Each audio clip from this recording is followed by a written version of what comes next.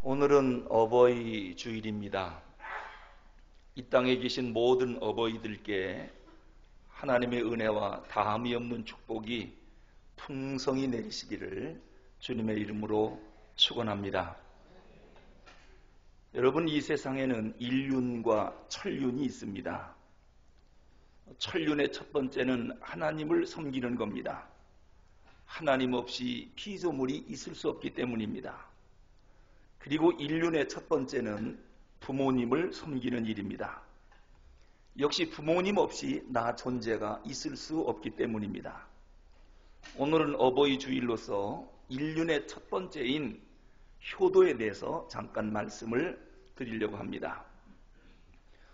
원래 이 효라고 하는 말은 중국 춘추전국 시대에 공자라고 하는 사람이 맨 처음 사용한 용어입니다. 이 효라고 하는 말을 영어로는 뭐라고 하는가 찾아봤더니 영어로 된 단독된 단어는 없습니다. 이게 아마 동양에서 만든 단어라서 그런지 그래 억지로 그래도 효라고 하는 말을 어떻게 만들 수 있나 봤더니 영어 단어 가운데 filial piety라고 하는 단어가 있습니다. 두 단어의 합성어입니다. 그러니까 단독 단어로는 없으니까 두 단어를 합해서 효라고 하는 단어를 억지로 만들었더라고요. filial이라고 하는 말은 자식이라고 하는 뜻이고 piety라고 하는 말은 충성스러운 또는 신실한 그런 뜻입니다. 그래서 영어로는 효라고 하는 것이 신실한 자식, 충성스러운 자식 이렇게 표현할 수가 있겠는데 동양에서 말하는 효의 의미와는 좀 다른 것 같습니다. 아마 영어로는 이 효를 어떻게 표현할 수가 없는 것 같습니다. BC 500년 공자가 처음 쓴 말이지요. 조선조 태계 이황은 이 효를 백행지원이라고 그랬습니다. 그리고 율곡 이 선생은 효를 백행지수라고 그랬습니다. 인류의 가장 으뜸되는 덕목이 효도다. 그런 이야기가 되겠습니다. 그런데 여러분, BC 500년 공자가 말하기 전에 BC 1446년, 그리고 공자보다 1000년 전에 시내산에서 하나님이 모세에게 10계명을 주셨는데 그 5번째 계명이 뭐냐면 내 부모를 공경하라 하였습니다. 그리고 성경 곳곳에 부모 공경에 대해서 아주 엄중하게 말씀하고 있습니다. 그러므로 효라고 하는 말은 공자에게서 나온 말이 아니라 공자보다 훨씬 1000년 전에 성경을 통해서 모세를 통하여 하나님이 주신 계명이다. 그래서 어떻게 보면 우리 기독교를 효도의 종교라고 말하는 것이 옳습니다. 누구보다도 효를 가장 잘 실천한 분은 누구냐? 예수님이십니다. 여러분, 예수님은 하나님의 아들이십니다. 제2위 되시는 성자 하나님입니다. 그런데도 성부 하나님께서 아들 예수에게 인류 구원을 위하여 이 세상으로 인간의 몸을 입고 내려가야 되겠습니다. 그랬더니 그 말씀에 그대로 순종해서 하나님이신 예수님이 인간의 몸을 입고 피조물이 돼서 이 땅에 내려오셨습니다. 엄청난 순종입니다. 이제 육신을 입고 태어난 예수님은 먼저 하나님께 순종했을 뿐만 아니라 육신의 부모인 요셉과 마리아에게 정말 효자였습니다. 누가복음 2장 51절에 보면 예수께서 한 가지로 내려가사 나사렛에 이르러 순종하여 받드시더라. 효도하시는 예수님의 모습을 기록하고 있습니다. 예수님 지상에서 33년을 사셨는데 한 번도 자기 뜻대로 하시지 않았습니다. 오직 아버지 하나님의 뜻을 물었고 하나님 아버지의 뜻이라면 그대로 순종하는 모습을 볼 수 있습니다. 그래서 하나님은 마태복음 3장 17절에서 예수님을 향하여 뭐라고 말씀했느냐면 이는 내 사랑하는 아들이요 내가 기뻐하는 자로다. 효성이 지극한 예수님을 향해서 기뻐하신 것입니다. 심지어 예수님은 얼마만큼 아버지 하나님께 순종했느냐면 골고다 그 고통스럽고 치욕스러운 십자가의 죽음까지도 아버지가 원하신다니까 그대로 순종합니다. 이게 예수님의 효입니다. 겟세마네 동산에서 마지막 밤 기도하실 때 예수님이 고통스러워서 이렇게 기도했습니다. 아버지요, 할 수만 있으면 이 잔을 내게서 옮기시옵소서. 그러나 내 뜻대로 마옵시고 아버지의 뜻대로 하시옵소서. 예수님도 인간이시기 때문에 이 고통스러운 십자가의 죽음을 피하고 싶었을 것입니다. 참 두려운 일이거든요. 하지만 하나님께 물었더니 십자가를 지고 인류의 죄를 대속하라, 이것이 아버지의 뜻인 걸 알고 그대로 십자가에 죽으십니다. 아버지의 뜻이라면 무엇이든지 순종하겠다라고 하는 예수님의 지극한 효성입니다. 그리고 마지막 십자가 상에서 죽으실 때 운명 직전에 얼마나 고통스러운 시간입니까? 그때 옆에 있는 요한을 향하여 요한아, 마리아 어머니를 가리키면서 네 어머니다, 끝까지 잘 모셔다오.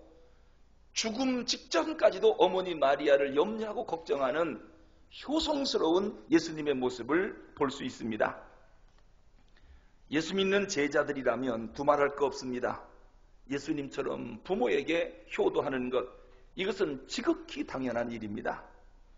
여러분, 세상 살아가면서 우리가 맺게 되는 인간관계가 두 가지입니다. 하나는 선천적인 관계, 또 하나는 후천적인 관계입니다. 이 선천적인 관계라고 하는 것은 태어나면서부터 자기 의사와는 관계없이 저절로 맺어지는 관계입니다. 예를 들면 부모 자식과의 관계, 이건 저절로 맺어지는 겁니다. 형제 간의 관계 또는 국가와의 관계, 이것은 결코 변할 수 없는 절대적인 관계입니다. 그런가 하면 이 후천적인 관계라고 하는 것은 친구와의 관계 또는 부부 관계도 후천적인 관계입니다. 나중에 맺어진 거니까요. 이러한 것들은 후천적인 관계라고 말할 수 있습니다. 자, 선천적인 관계는 절대적 관계이기 때문에 왜라고 묻는 것이 아닙니다. 자, 부모에게 순종하라. 왜 순종해야 되는데요? 여러분, 절대적인 관계에 왜라고 묻는 것은 없습니다. 아멘만 있을 뿐이지요. 이건 변치 않는 관계거든요. 그러므로 부모님 말씀에 순종해야 되느냐 말아야 되느냐, 이건 선택의 문제가 아닙니다. 이건 절대적 관계이기 때문에 난 납득이 안 가요, 이해가 안 가요, 여러분 그런 거 묻는 거 아닙니다. 순종 외에 다른 선택의 여지가 없는 것, 이것이 절대적인 관계요. 하나님이 부모와 우리와 맺어준 그러한 선택적인 관계입니다. 선천적인 관계이지요. 그래서 본문 1절에 보면 자녀들아 부모에게 순종하라, 이것이 옳으니라, 옳다, 디카이온, righteousness, 부모에게 순종하는 것, 이것은 옳은 일이랍니다. 그러므로 여러분, 선행을 하고 나서 효도를 하고 나서 내가 선행을 했다, 공로를 세웠다, 그렇게 말하는 거 아닙니다. 효도는 선행이나 공로가 아닙니다. 이건 당연히 해야 할 옳은 일입니다. 골로새서 3장 20절에 보면 자녀들아 모든 일에 부모에게 순종하라, 이는 주를 기쁘게 하는 것입니다. 여러분, 하나님을 기쁘게 하게 하고 싶습니까? 그렇다면 부모에게 순종하십시오. 하나님이 부모에게 순종할 때 얼마나 기뻐하시는지 여기에는 축복이 약속되어 있습니다. 그 축복이 두 가지인데요.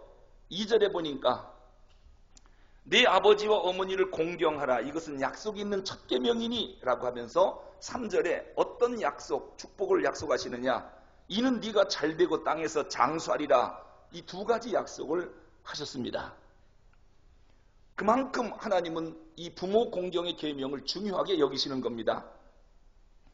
왜 이렇게 하나님은 부모 공경에 대해서 강조하며 이렇게 중요시 여길까? 이유가 있습니다. 부모는 하나님의 대행자로 우리에게 보내주신 분이기 때문입니다.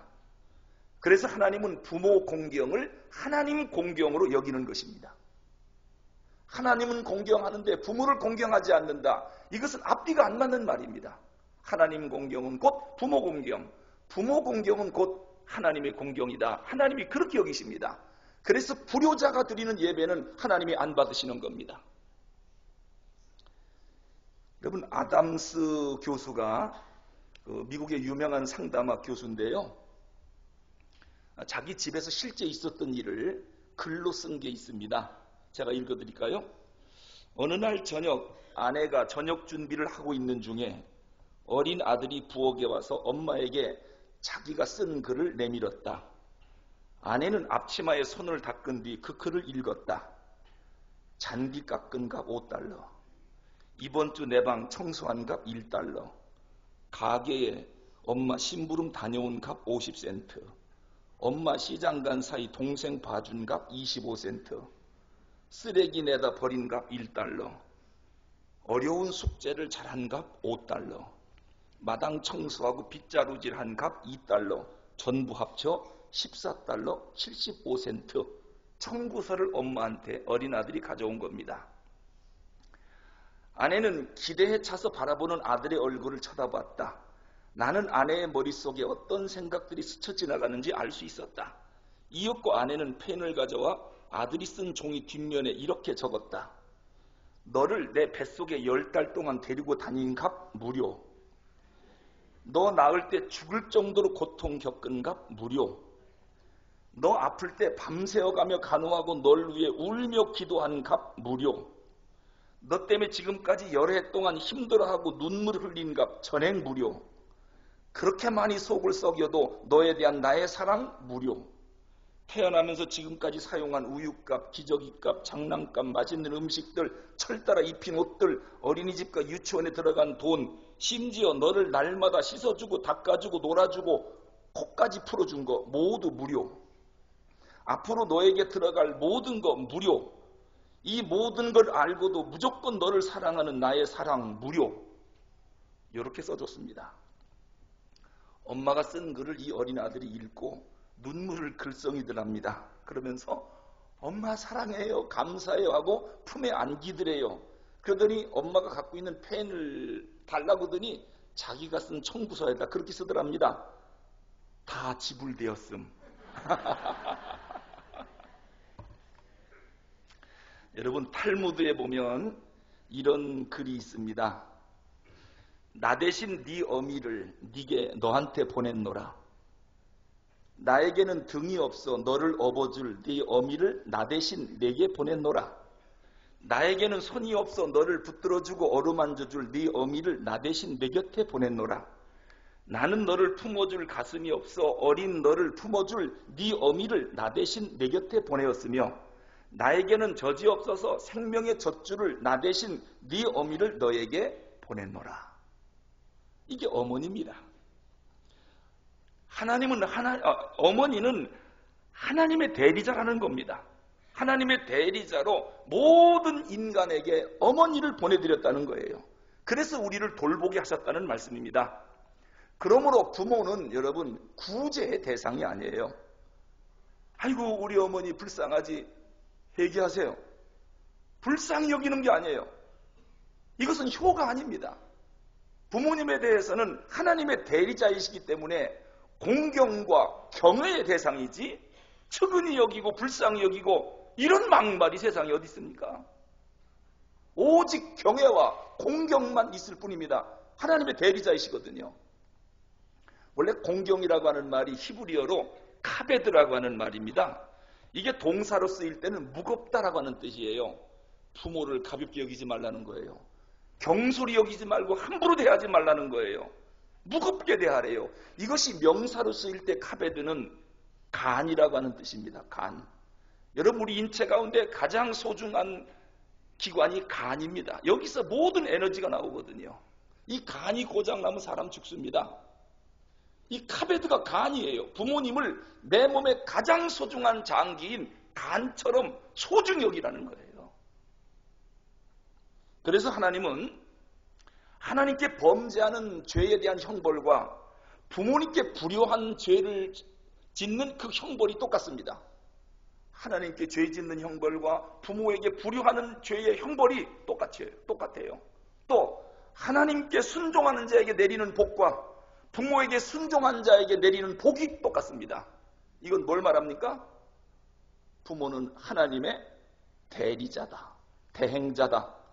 그러므로 여러분 부모님을 대할 때 하나님 본듯 경외하고 순종하고 공경해야 하는 것, 이것이 옳은 일입니다. 당연한 일입니다. 그러면서 하나님은 이 공경이 워낙에 중요하기 때문에 축복을 두 가지 약속했습니다.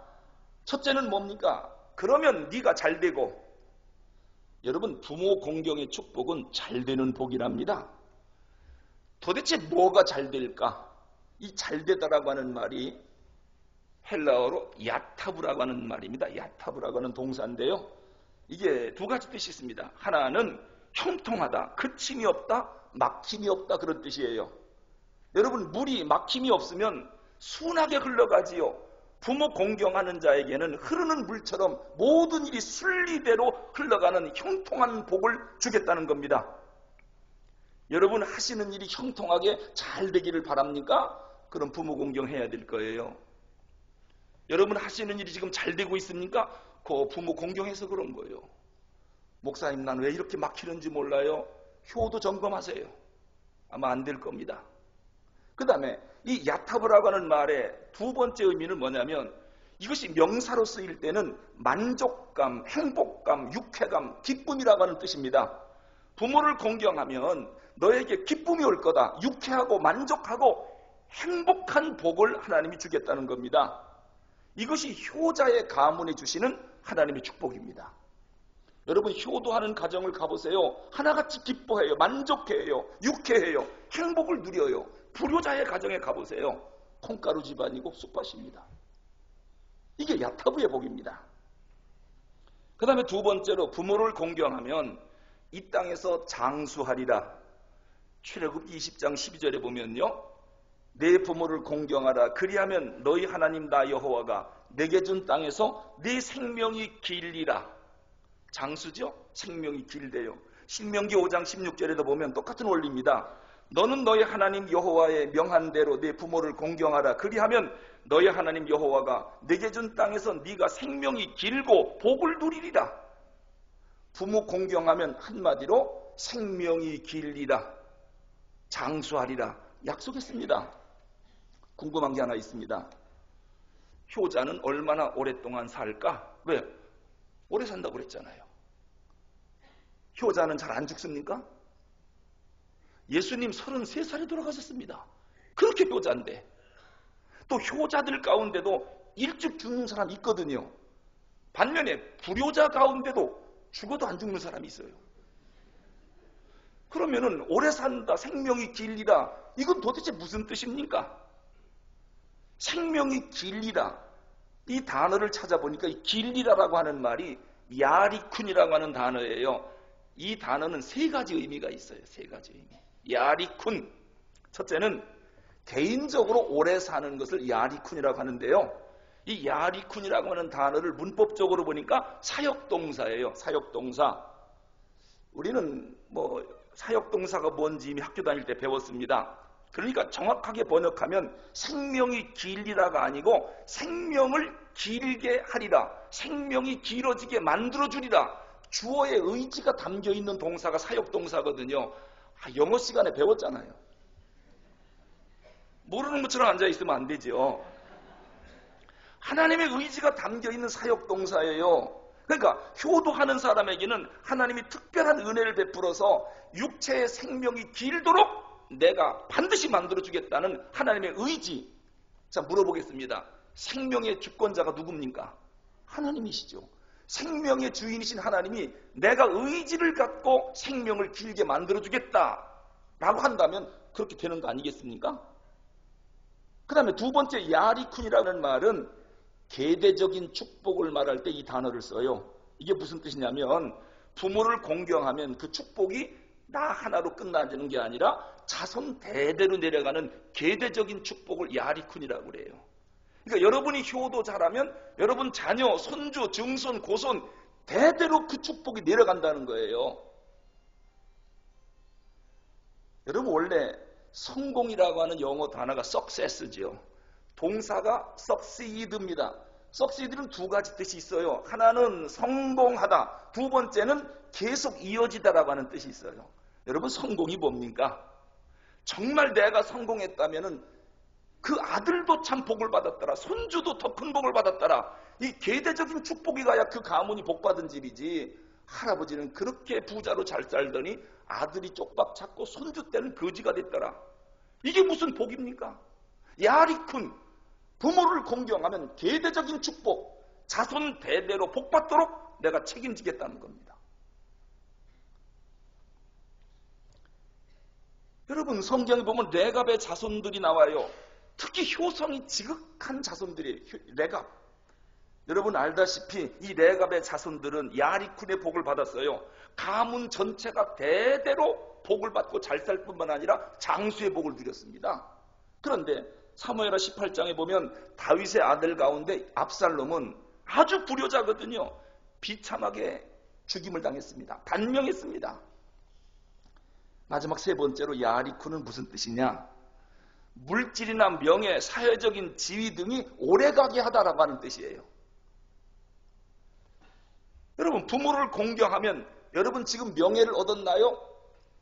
요즘 뉴스를 들어보니까 그 높은 명예를 얻은 사람들이 하나같이 쇠고랑차고 교도소로 다 들어가요. 구치소에 다 들어가 앉아 있어요.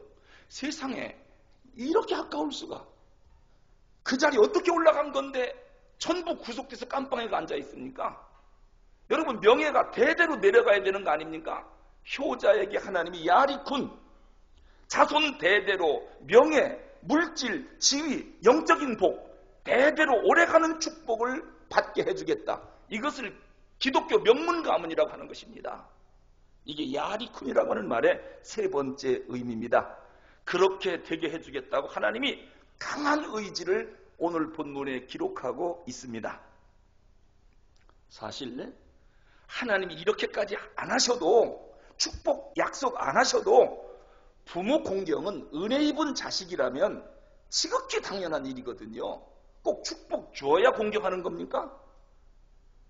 부모님의 지극한 정성과 사랑을 먹고 산 사람들입니다. 어찌 부모를 공경하지 않을 수가 있겠습니까? 부모님께 정말 갚을 수 없는 빚을 진 자녀들입니다. 마땅히 부모님을 받들어 섬겨야 하는 것, 이것이 인륜입니다. 이것은 디카온, righteousness, 지극히 옳은 일입니다. 우리 다 같이 자리에서 일어나셔서 어머니 마음 노래를 좀 부르겠습니다. 다 일어나시죠. 어머니 마음, 하나님이 우리에게 하나님의 대리자로 보내주신 부모님을 생각하면서 감사하는 마음으로 어머니 마음을 함께 부르도록 하겠습니다.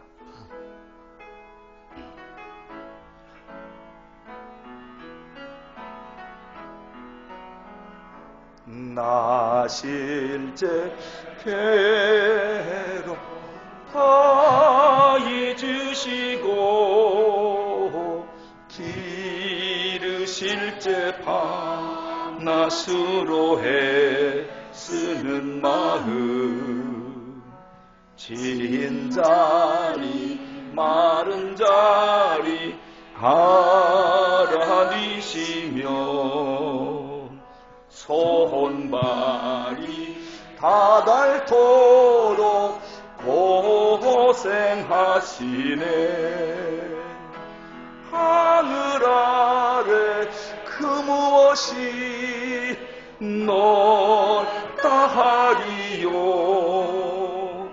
어머님의 희생은 가히 없어라. 어려서 안고 없고 홀로 주시고 자라서 문기되어